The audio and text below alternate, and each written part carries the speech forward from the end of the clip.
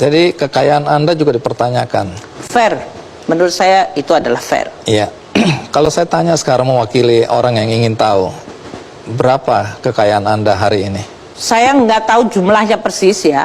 Dalam artian begini, kalau nggak tahu dikiranya saya karena membunyikan. Pertama, untuk kekayaan saya yang berhubungan dengan properti, gitu ya. Saya akan bisa menjelaskan cukup detail beberapa properti yang dimiliki suami saya. Suami saya dalam hal ini dia mendapatkan warisan dari orang tuanya tanah di Tangerang dan itu dibagi dengan seluruh saudara-saudaranya. Saya dalam hal ini dengan suami saya sesudah saya menikah tahun 88, saya sebagai dosen, sebagai peneliti di LPEM, kita mulai membeli tanah di Pesona Depok.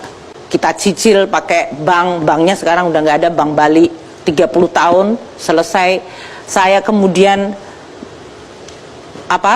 pergi ke Atlanta menjadi konsultan USAID. Dalam hal itu kemudian saya diminta menjadi Executive Director di IMF. Gaji dari Executive Director IMF sekitar 250.000 US dollar per tahun. Dan itu kemudian 2 tahun saya menyelesaikan, lebih sedikit dipanggil pulang Pak SBY menjadi Menteri Keuangan. Dalam hal Menteri Keuangan, bahkan waktu itu account saya di Citibank mengatakan kami tidak boleh punya account dari pejabat Indonesia karena takut menjadi sumber money laundering.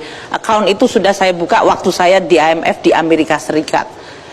Gaji di sana dibandingkan dengan biaya hidup saya, jelas saya punya saving yang cukup. Saya pulang ke sini, bahkan selama di sana saya selalu patuh membayar pajak. Saya tanya sama Direktorat Jenderal Pajak timnya, apakah saya liable, apakah saya harus membayar pajak, bayar pajaknya gimana?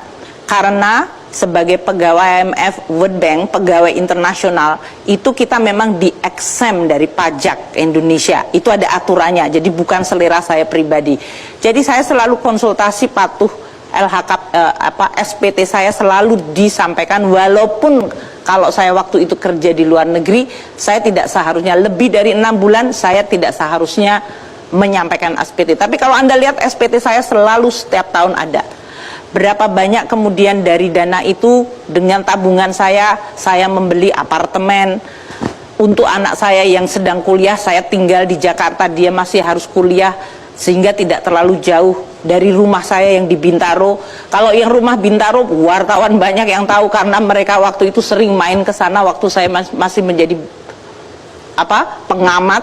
Saya sering mengundang wartawan pergi ke sana. Soal rumah mewah di Maryland. Mewah di Maryland ya, itu panjang. Makanya kalau mau ngomongin tentang sejarah hidup saya juga bisa saja sih, Mas Andi. Kekayaannya aja langsung. Iya, jumlah kekayaan kan yang Anda sorot rumah berarti. Makanya saya ngomongin tentang rumah-rumah yang saya dapatkan ini. Kalau perhatiannya adalah yang di Maryland, orang selalu berpikir Amerika, itu Maryland kaya. Isu. Saya menjadi 17 miliar kata orang-orang. Saya menjadi Managing Director IMF tahun 2010. Waktu itu saya mengundurkan diri jadi Menteri Keuangan menjadi Managing Director. Saya pernah di IMF 2 tahun pada tahun 2022 sampai 2024 sebelum saya dipanggil pulang jadi menteri.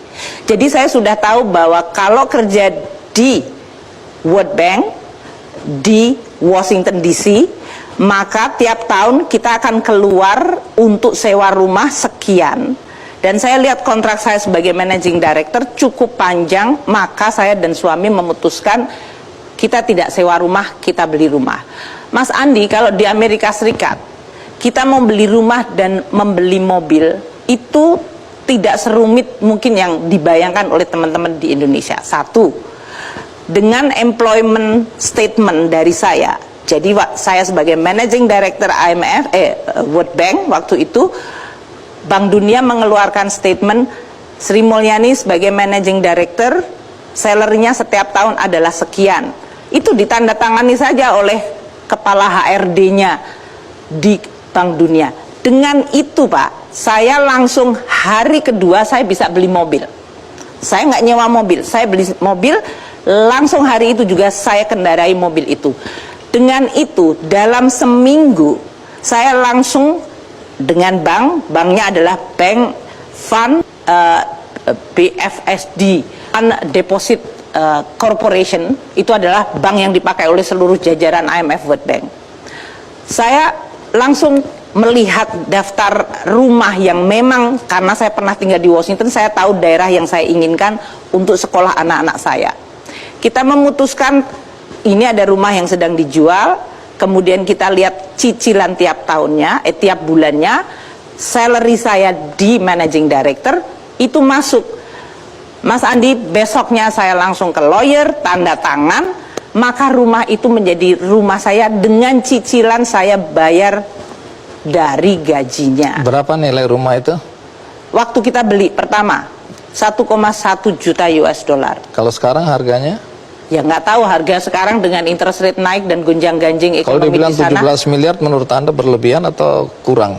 Enggak, ya kalau 1,1 pasti dia nggak akan turun lah harganya. Mungkin kalaupun turun ya sekitar 1,3 atau sampai. Kalau dikonversikan dengan sekarang kurs 15.000 ya seperti itu.